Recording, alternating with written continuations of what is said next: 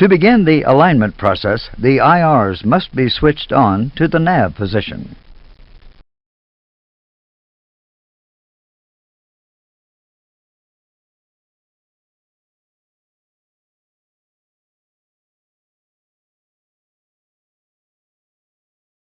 The procedure is to turn on the number 1 ADRU first, then number 2, then number 3. When the switch is turned on, the on-bat light illuminates, indicating that the emergency battery relay is operating correctly. The off light in the ADR extinguishes. When the battery relay test is complete, a line illuminates on the IR indicating light. When number 1 has stabilized, number 2 ADRU is switched on, and then number 3. All IRSs are now in the alignment process. Almost immediately, air data information is shown on both PFDs. On the ECAM memo, the message IRS in a line greater than 7 minutes appears. This message tells you that the alignment process has begun. It takes approximately 10 minutes for a full alignment, but the ECAM will only count down from 7 minutes.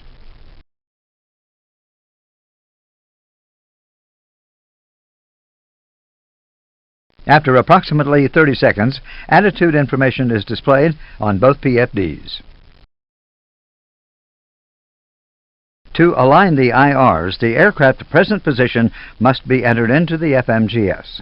This leads us into the procedure for entering information into the FMGS through the MCDU.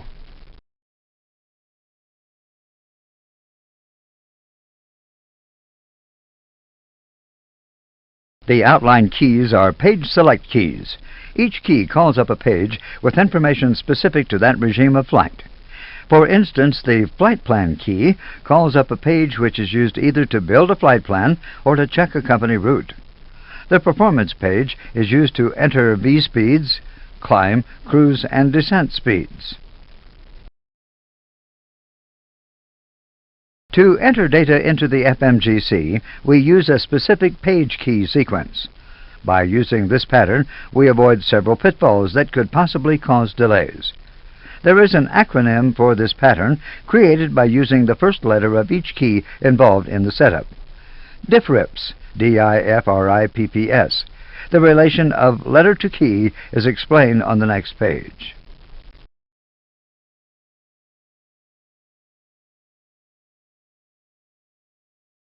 Data key. Initialization A key.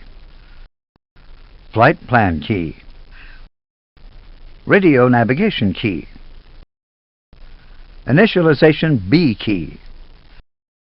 Performance key, 4 separate pages to fill out. Progress key. Secondary flight plan key.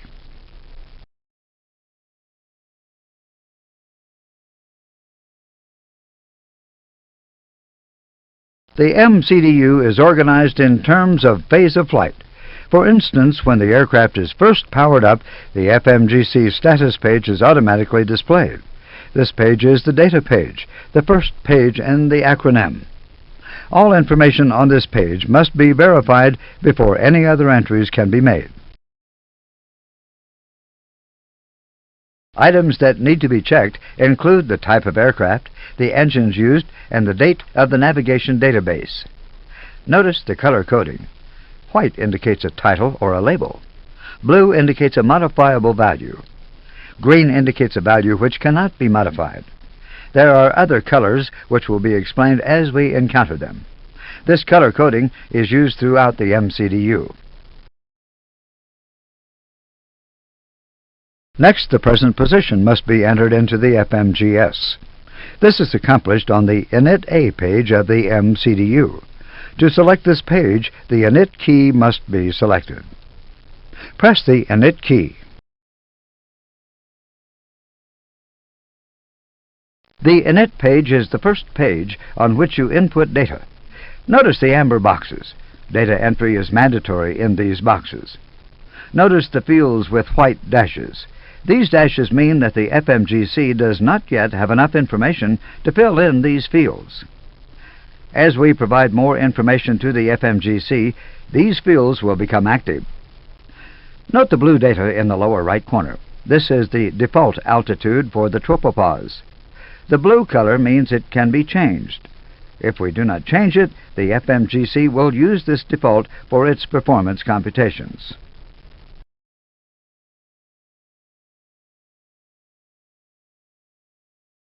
There are two methods of entering present position. One method is to enter the four-letter ICAO airport identifier into the scratch pad and line select it to one right. This requires building the entire flight plan. The other method is to type a company route into the scratch pad and line select it to one left. Using the first method, the four-letter identifiers for Orly, France and Cairo, Egypt have been entered into the scratch pad. Now line select these two airfields to the From To field by pressing the one right key.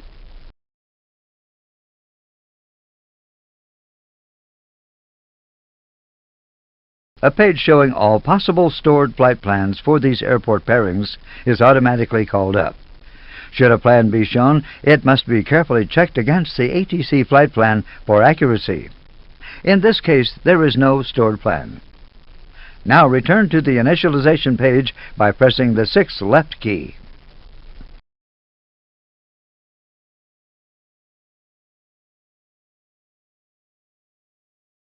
Note that the latitude and longitude position of Orly Airfield have automatically been entered into the MCDU. Although this data has been obtained from the aircraft database, you must confirm that this position is correct by reference to airfield charts. UAL does not align to a gate, but to the airport center. These coordinates are found on the 10-9 or the 20-9 Jefferson pages. Should the data be incorrect, the pilot may change the latitude and longitude. Notice the up and down arrows beside the latitude title. These arrows are telling you that the latitude information can be adjusted by using the MCDU slew keys. In this instance, the latitude is incorrect by 1 point of a minute.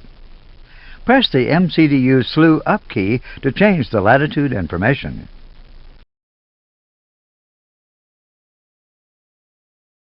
The latitude has been increased by 0.1 of a minute. The longitude may be changed in the same manner, but first the slew arrows must be transferred to the right side of the MCDU. To change the slew arrows, line select for right.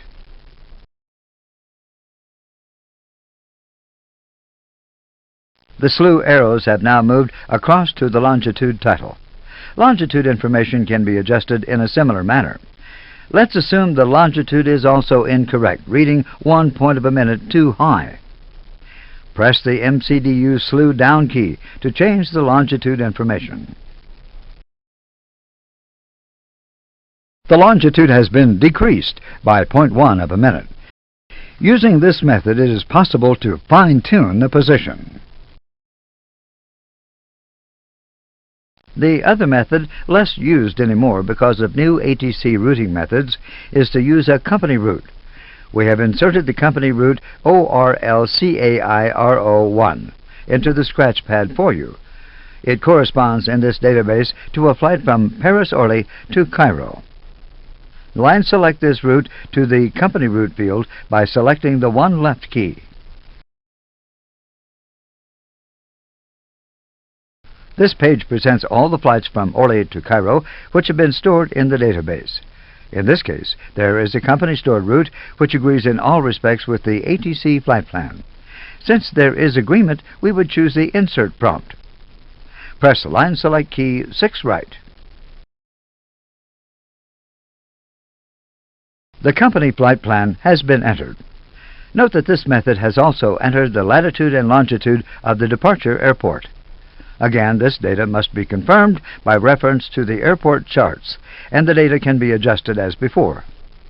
The advantage of this procedure is that the flight plan is automatically entered into the MCDU, rather than having to be manually built leg by leg.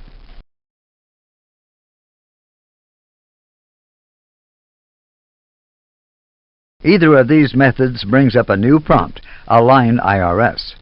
Once you have confirmed that the position is correct or have made the necessary corrections, you can send it to the ADIRS by line selecting the Align IRS prompt. Press Line Select key 3 right.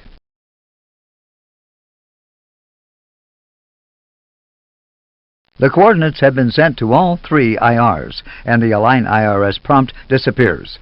Next, the IRs are checked for accuracy.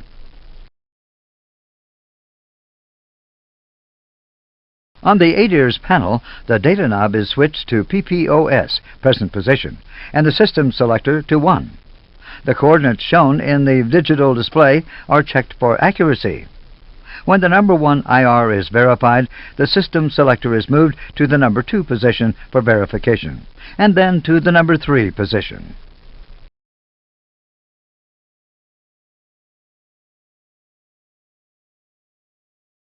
The IRS in Align message on the engine warning display counts down the time remaining until full alignment is completed. We have speeded up this countdown for you.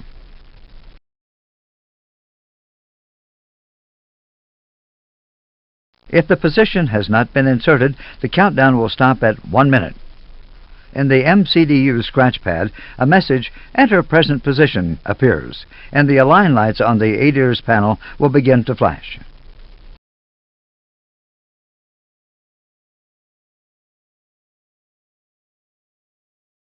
Once IRS alignment is complete, all PFD and ND information is available. The IRS in Align message disappears from the engine warning display memo, and the ADIRS control panel Align lights extinguish. For the remainder of a normal flight, no further pilot input is required to the ADIRS system. Once present position has been entered, the remainder in the Initialization A page is filled out. Flight number, cost index, cruise altitude, tropopause, and climb winds. When Initialization A page is complete, we proceed to the F in DIFRIPS, the Flight Plan page. Call the Flight Plan page.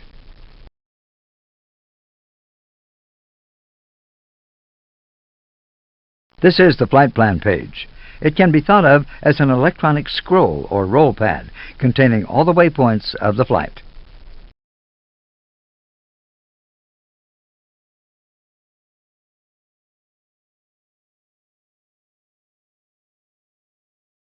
There are 2 different ways of placing information on this page. If there is a company route, one left on the Initialization A page, selecting that route will install the flight plan for you. An example is shown in the next few slides. However, because of new FAA routing practices, there are very few canned flight plans left. The result is that the flight plan has to be manually entered onto the flight plan page. That process is the subject of the Autoflight class in the training schedule.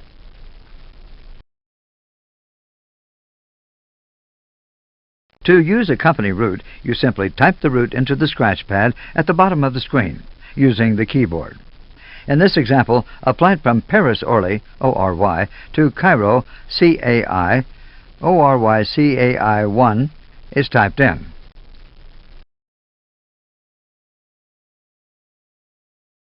The route is then inserted by pressing Line Select key 1 left.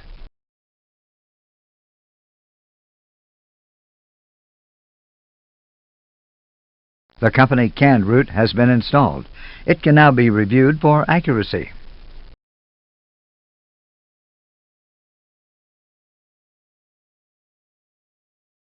Notice the up and down scroll symbols. These slew keys are used to scroll the flight plan waypoints up or down. The up arrow is used to bring later elements of the flight plan into view on the screen. The down arrow scrolls elements which have rolled off the top of the screen back into view. There are white dashes on the page because there is insufficient information to calculate these values until further inputs are made. Once entered, the flight plan page will display the ETA, speed, and altitude for each waypoint of the flight plan. Notice the arrow symbol in the upper right corner of the display. It indicates that there is more than one page associated with this data. The next page is accessed using the key labeled Next Page key. Call the next page. The next page displays different aspects of the flight plan. The next page key is like a toggle used to navigate between two pages when they are available. In this case, the pages are called Flight Plan A and Flight Plan B.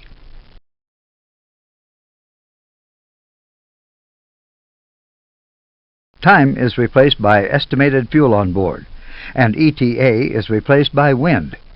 This is one way that the cruise winds from the dispatch papers can be entered. The destination airport is always displayed in white at the bottom of the flight plan page, regardless of the number of waypoints. Information regarding the destination can be called up at any time. Let's look at the color code used for the waypoints. The first one is always the from waypoint, and it is always in green. The second line depicts the to waypoint. It is always shown in white in order to differentiate it from the other waypoints. The rest of the waypoints are green except for the destination airport, which is always shown in white. It is important to note that the A320 always navigates from a point to another point. Let's compare the flight plan on the MCDU with what is displayed on the navigation display. LFPO-08 is the takeoff runway. Notice that it is displayed in green on the MCDU, but in white on the ND.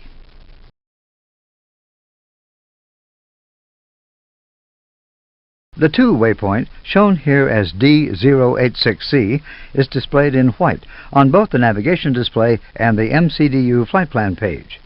Bearing and distance to go are also displayed in both places.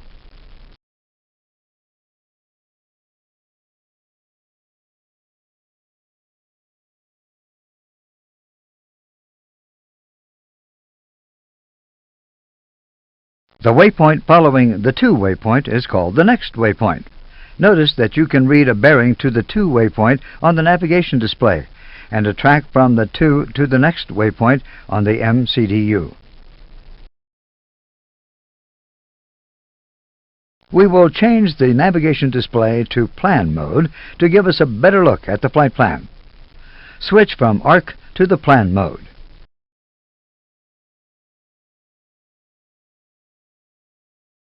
The plan mode is north-oriented, and it is always centered on the second line of the flight plan page display. Shifting to the plan mode enables you to scroll along the flight plan and see all the waypoints along the route. Using this mode is a convenient way to check the MCDU against the company-filed ATC routing. To scroll down the flight plan, you must scroll the present information up and off the view screen by using the Up key. Press the Up key. Even though the flight plan shifted, the waypoint centered on the navigation display is still the one displayed on the second line of the MCDU. We can now see the track or course to the third waypoint on the MCDU. In this way, we can check the course between each set of waypoints in the flight plan. Notice that the runway LFPO-08 has shifted off to the side of the screen. Its position has been replaced by the to waypoint. Also, the from indication has been removed from the MCDU since the from waypoint has now been scrolled up off the screen. Notice the triangle symbol displayed just after the waypoint D804. This indicates an overfly of the waypoint. An overfly means that the aircraft will not commence the turn to the new course until directly overhead the waypoint. Without the overfly condition, the FMGC will begin the turn to the new track before the waypoint for smoothness and to stay within the lateral limits of the course.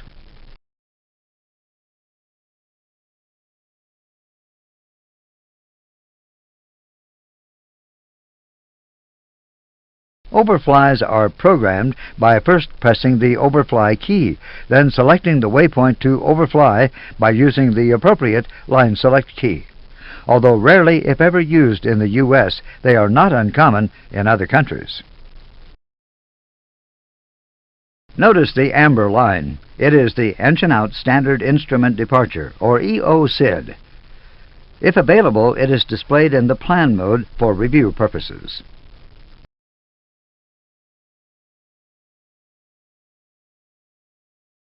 Revisions are accomplished by using the line select keys, LSKs. Lateral revisions use the left LSKs, and vertical and other revisions use the right LSKs. We will modify the approach to the destination runway. Note that Cairo 23 right appears at both line select key 4 and line select key 6. It is UAL policy to access 6 left, even if the destination appears elsewhere. Line select key 6 left always contains the destination airport, regardless of the number of waypoints and the position of the flight plan. Select line select key 6. This is the lateral revision page from the destination airport. Notice the title Lateral Revision from Cairo 23 right.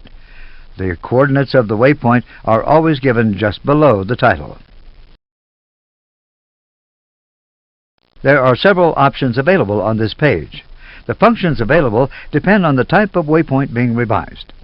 In this case, we have line selected a lateral revision from the destination airport. We will see other cases later on. Since we want to change the approach, we must use the function listed as Arrival. Pressing this key will take us to a page listing all the runways for the airport. Select the Arrival page. Here is the Arrival to Cairo page. There is an up slew arrow indicating that there are more approaches listed below the bottom of the page. Pressing the up arrow will show these additional approaches. In this example, the ILS approach to 23 right has been previously selected. Note that it is in green, meaning it is part of the active flight plan. We will select another runway. Select the ILS approach to 23 left.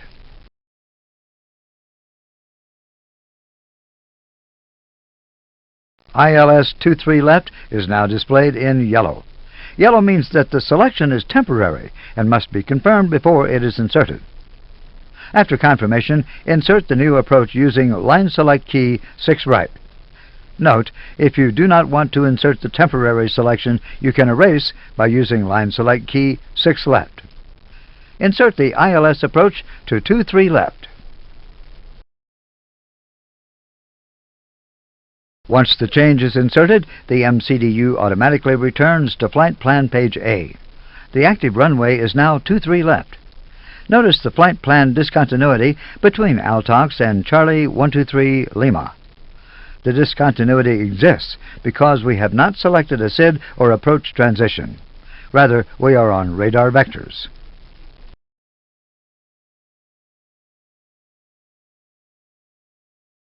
Remember that in the plan mode, the waypoint displayed on the second line of the MCDU is centered on the MD, the navigation display.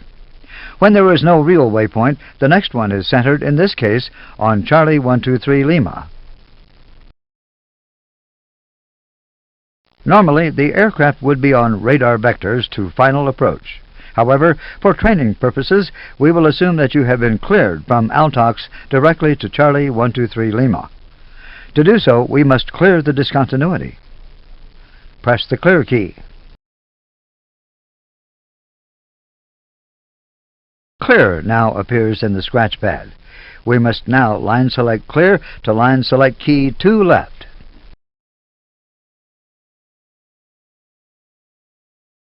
The discontinuity has disappeared on the MCDU, and there is a new leg joining Altox to Charlie 123 Lima on the navigation display.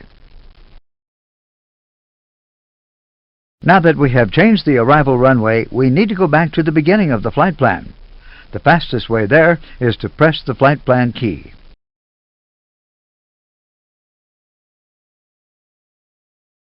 We are now back at the top of the flight plan. Next, we will make a lateral revision to the departure runway. Press line select key 1 left.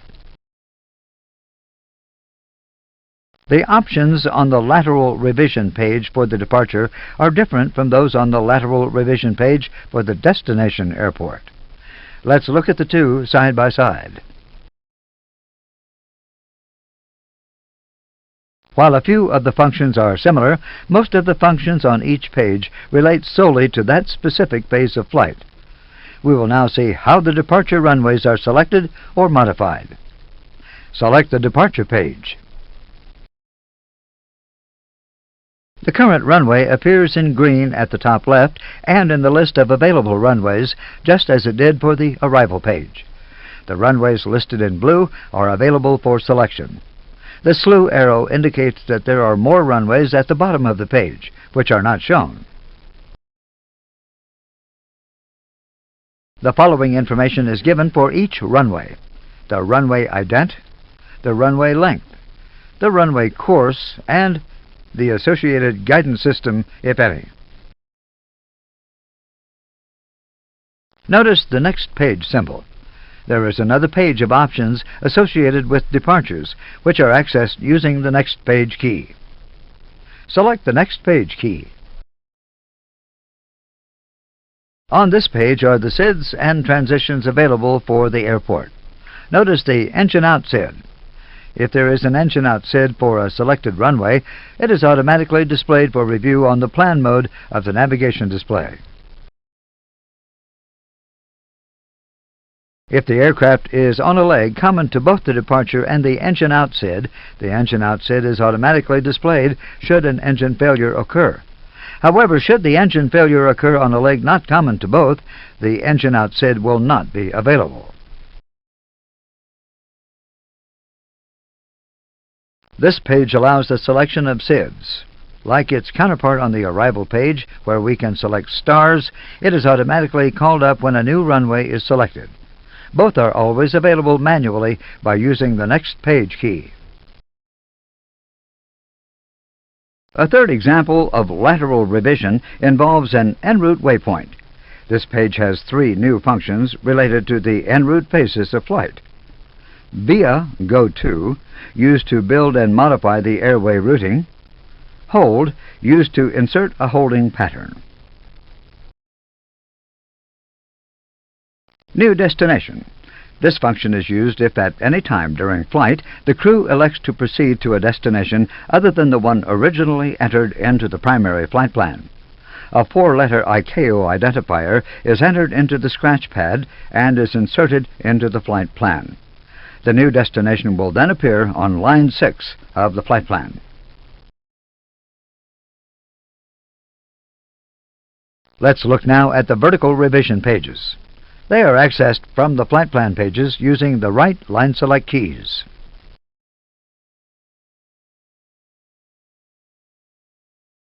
We have selected a vertical revision at D086C. Note that performance information is provided as well as line select functions affecting the vertical profile and performance. Notice information such as fuel predictions at the waypoint, entries for speed and altitude constraints at the waypoint, wind entries at the waypoint. This page also accesses the step prediction page, where step climbs and descents can be programmed.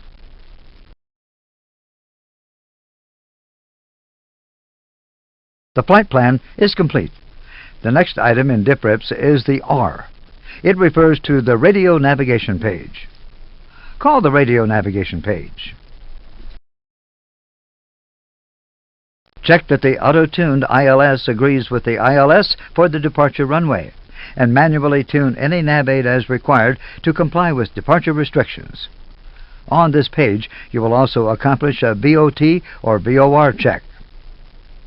Continuing with DIFRIPS, we will now proceed to the I in the acronym.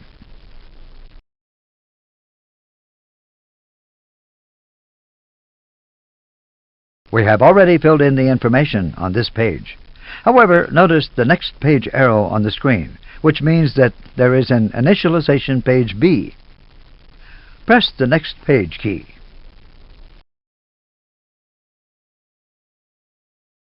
Initialization B is devoted to load entries and fuel planning.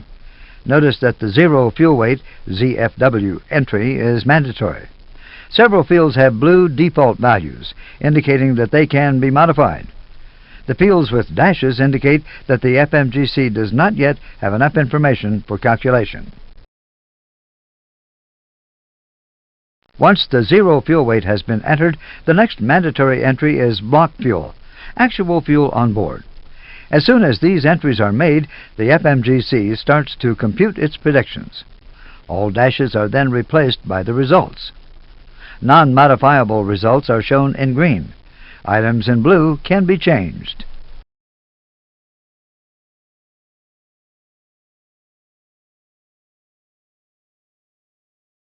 Taxi fuel defaults to 400 pounds, but it may be changed. Route reserve is calculated by adding FAA required fuel to alternate fuel, if any. The final time entry is not used at United, so a 0 is entered into the block. The last line, extra time, is the hold and contingency fuel and time available.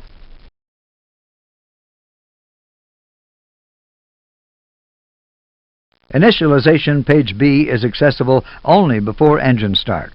After that, it is automatically replaced by the fuel prediction page.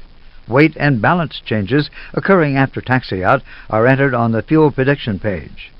Initialization B is used for pre-flight fuel planning and load inputs, while the fuel prediction page is used for fuel planning and modifications during the flight, that is, after engine start. Once the Initialization B page is complete, the dashes on the flight plan page are replaced by the FMGC predictions. The next item in DIFRIPS is the P, which refers to all the performance pages. Now call the performance page. Pressing the performance key displays the performance page for the current phase of flight. Note the amber boxes requiring the entry of V speeds. The pilot manually enters the V speeds.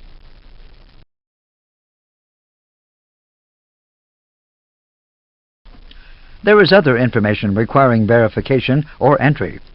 Transition altitude, 18,000 in the U.S. and Canada, but differing in many Central and South American countries. Thrust reduction, acceleration altitude. The MCDU uses the ICAO default of 1,500 feet AGL. However, UAL uses 800 feet AGL in the interest of standardization. Engine out acceleration. The UAL standard is 500 feet AGL. Flexible takeoff temperature. The assumed temperature in centigrade for reduced thrust takeoff. Flaps trimmable horizontal stabilizer.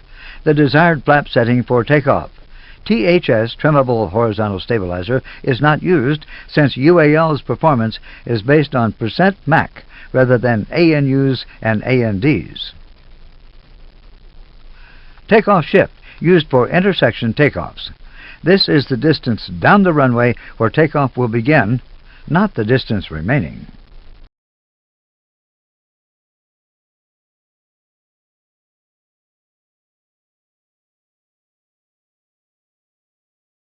The other performance pages are displayed automatically as the phase of flight changes, or they can be accessed from this page through line select key 6 right.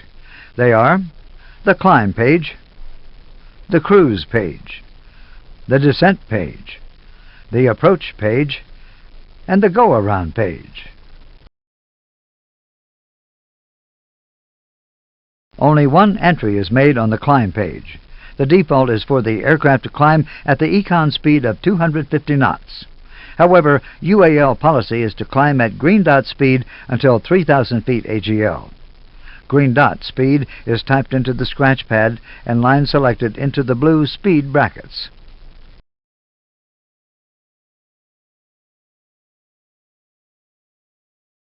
The default for this page is an FMGS calculated econ cruise speed. However, UAL policy is to cruise at Mach 0.80 above flight level 310, or whatever is shown on the flight plan, and at 290 knots at flight level 310 and below. Again, this number is typed into the scratch pad and is line selected into the blue Speed Mach box. Again, the default speeds for descent are FMGS computed. However, UAL policy is to descend at Mach 0.80 or cruise Mach, and 280 knots. This is typed into the scratch pad and line selected to line 3 left.